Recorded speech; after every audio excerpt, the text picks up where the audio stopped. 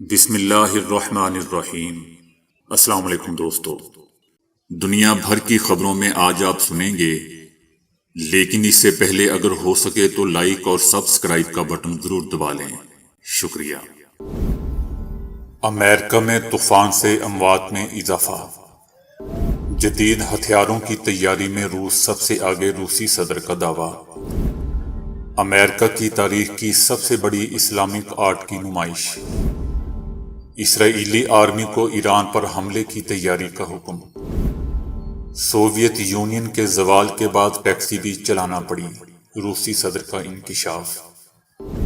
Dubai دنیا کا پہلا 100% پیپر لیس شہر بن گیا۔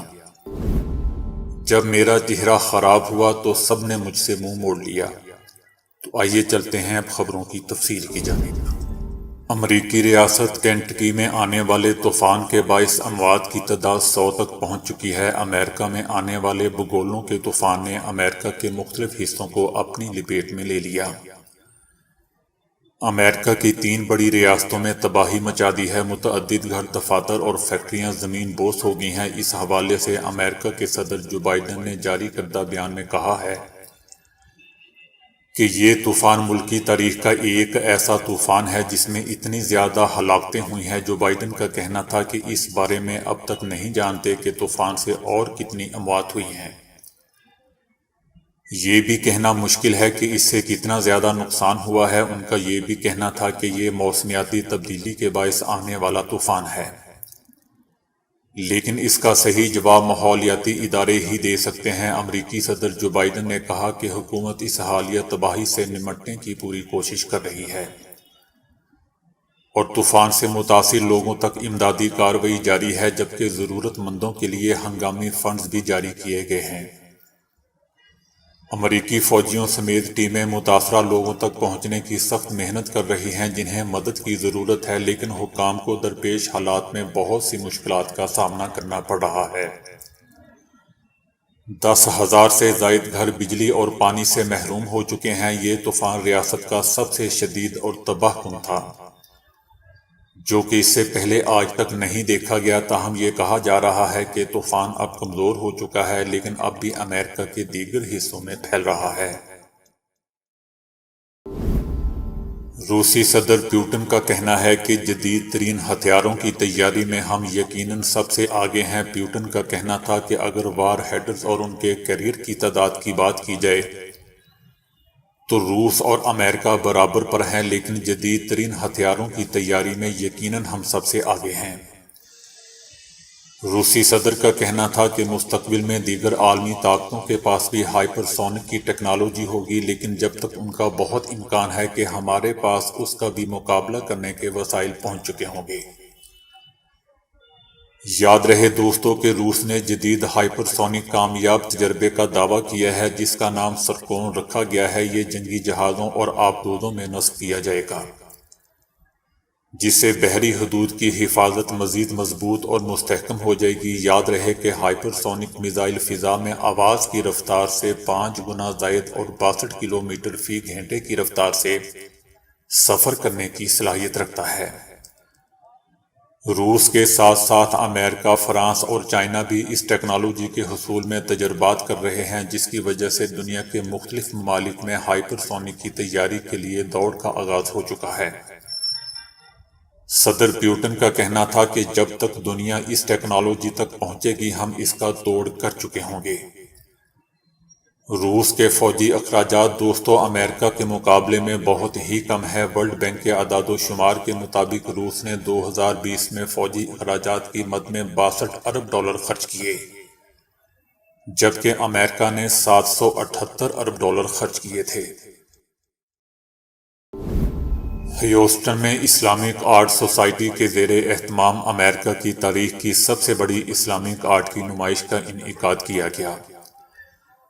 فیسٹیول میں امریکہ بھر کے ممتاز مسلمان آرٹسٹوں کے اسلامک آرٹ کے فن پاروں اور پینٹنگ کی نمائش کی گئی۔ 2 روزہ فیسٹیول میں مقامی امریکیوں سمیت 5,000 سے زائد افراد نے اسلامک آرٹ کے نادر فن پاروں اور خوبصورت پینٹنگ کو پذیرائی بخشی اور بڑی تعداد میں خریداری بھی کی۔ گزشتہ 8 سال سے نمائش کے انعقاد کا مقصد اسلامک آرٹ کے شاندار ورثے اور فن کو امریکی معاشرے میں روشناس کرانا ہے۔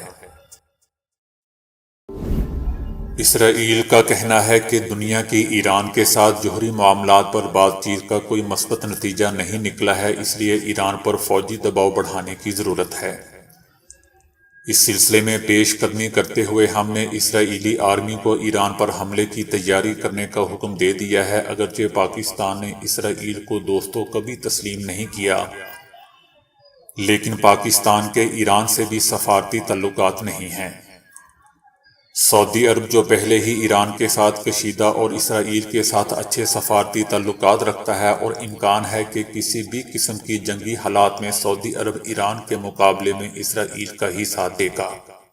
یہ صورتحال پاکستان اور سعودی عرب کے درمیان خراب تعلقات کی وجہ بن سکتی ہے۔ پاکستان اور امریکہ تعلقات سعودی عرب کے علاوہ امریکہ بھی اسرائیل کا ہی ساتھ دے گا۔ اس لیے پاکستان کے دو اہم ممالک سے تعلقات خراب ہو سکتے ہیں۔ اس سلسلے میں ضروری ہے کہ پاکستان غیر جانبدار رہے اور کسی بلاک کا حصہ نہ بنے، اور اپنے سفارتی تعلقات مزید بہتر بنائے۔ روسی صدر پیوٹن نے انکشاف کیا ہے کہ انہوں نے سوویت یونین کے زوال کے بعد اپنی گزر بسر کے لیے ٹیکسی چلائی تھی۔ سوویت یونین کا خاتمہ دراصل تاریخی روس کا خاتمہ تھا۔ پیوٹن، جنہوں نے پہلے بھی سوویت یونین کے زوال پر افسوس کا اظہار کیا تھا، کہا کہ 3 دہائیاں قبل ہونے والا زوال اکثر شہریوں کے لیے ایک المیہ تھا۔ ایک موقع پر انہوں نے سوویت یونین کے خاتمے کو 20ویں صدی کی سب سے بڑی جغرافیائی سیاسی تباہی بھی قرار دیا۔ روس نے اس ہفتے نیٹو سے جارجیا اور یوکرائن کے لیے اپنے دروازے کھولنے کے لیے 2008 کے فیصلے کو باضابطہ طور پر ختم کرنے کا مطالبہ کیا۔ یاد رہے دوستو کہ سوویت یونین کا خاتمہ اپنے ساتھ شدید معاشی عدم و استحکام کا دور لے کر آیا تھا، جس نے بہت سے لوگوں کو غربت میں دھنسا دیا تھا۔ اس کے بعد نیا آزاد روس کمیونزم سے سرمایہ داری میں منتقل ہو گیا۔ پیوٹن نے انکشاف کیا کہ وہ اپنی آمدنی بڑھانے کے لیے کبھی کبھار ٹیکسی ڈرائیور کے طور پر کام کرتے تھے۔ ایک پرائیویٹ ڈرائیور کے طور پر گاڑی کے ذریعے اضافی پیسے کمانے لگے۔ ان کا کہنا تھا کہ ایماندار ہونے کے بارے میں بات کرنا ناخوشگوار ہے، لیکن بدقسمتی سے میں نے ایسا کیا۔ اسرائیلی وزیراعظم نفتالی متحدہ عرب امارات کا دورہ کریں گے۔ نفتالی خلیجی ریاست کے ڈی فیکٹو حکمران سے ملاقات کے لیے متحدہ عرب امارات جائیں گے۔ یہ کسی بھی اسرائیلی وزیراعظم کا متحدہ عرب امارات کا پہلا دورہ ہوگا۔ وہ اسرائیل واپس آنے سے پہلے ولی عہد شیخ محمد بن زاید سے بھی ملاقات کریں گے۔ تاہم متحدہ عرب امارات سے فوری طور پر کوئی تصدیق نہیں ہوئی ہے۔ دوستو، یاد رہے کہ دونوں ممالک نے گزشتہ سال امریکہ کی ثالثی میں ایک معاہدے کے تحت تعلقات کو باقاعدہ بنایا۔ اس معاہدے کے نتیجے میں سیاحت اور کاروبار سے لے کر جدید ٹیکنالوجی تک کے سودوں کا بیڑا طے ہوا۔ دوسری طرف دبئی دنیا کا پہلا 100% پیپر لیس شہر بن گیا ہے۔ دبئی دستاویزات کے لیے کاغذات کا استعمال مکمل طور پر ختم کرنے والا دنیا کا پہلا شہر بن چکا ہے۔ دبئی کی حکومت دنیا کی پہلی حکومت ہے جس نے دستاویزات کے لیے کاغذ کا استعمال 100% ختم کر دیا ہے۔ دبئی میں اس اقدام سے $35 کروڑ کی بچت ہوگی۔ یہ دبئی کو مکمل طور پر ڈیجیٹل کرنے کی طرف پہلا بڑا قدم ہے۔ دبئی حکومت کی تمام اندرونی اور بیرونی لین دین اور دیگر معاملات اب 100% ڈیجیٹل ہو چکے ہیں، جو سرکاری سروسز پلیٹ فارم سے چلائے جا رہے ہیں۔ امریکہ، برطانیہ، یورپ اور کینیڈا بھی سسٹم کو مکمل طور پر ڈیجیٹل کرنے کی منصوبہ بندی کر رہے ہیں۔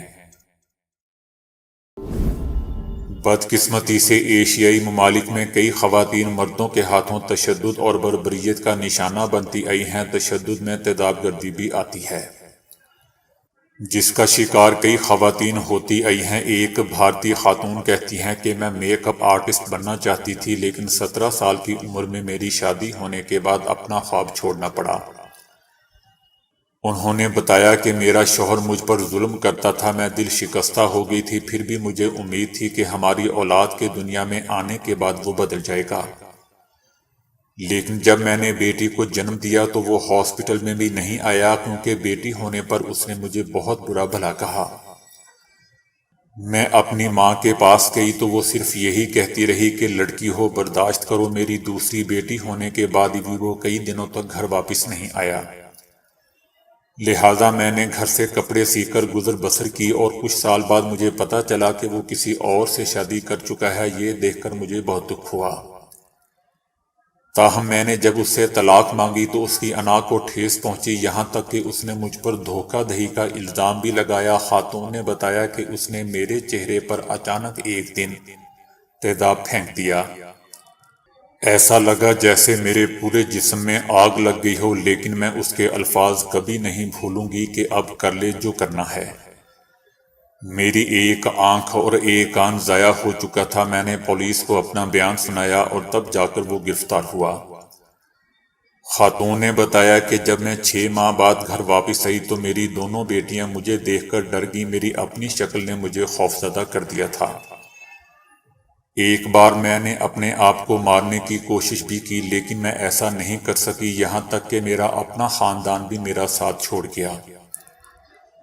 جہاں نوکری کے لیے جاتی وہ مجھے رکھنے سے صاف انکار کر دیتے۔ مہینوں بعد ایک NGO نے مجھ سے رابطہ کیا۔ ہم آپ کو پیسے نہیں دے سکتے، لیکن ہم آپ کی تعلیم کو اسپانسر کر سکتے ہیں، ایسا انہوں نے کہا۔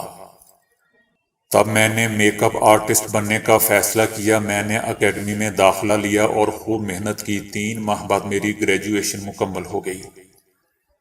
میں نے نوکریوں کے لیے درخواستیں دی، لیکن سب نے مجھے ملازمت دینے سے انکار کر دیا۔ کہنے لگے کہ آپ کا چہرہ ہمارے گاہکوں کو پریشان کر سکتا ہے۔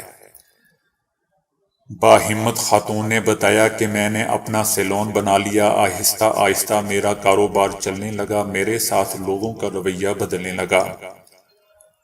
منفی نگاہیں مسکراہٹوں میں تبدیل ہو گئیں، اور اس طرح میں نے آخر کار اپنی زندگی کو واپس حاصل کرنا شروع کر دیا۔ تو دوستو، ابھی کے لیے اتنا ہی۔ ویڈیو کو لائک اور شیئر کرنے کا بہت بہت شکریہ۔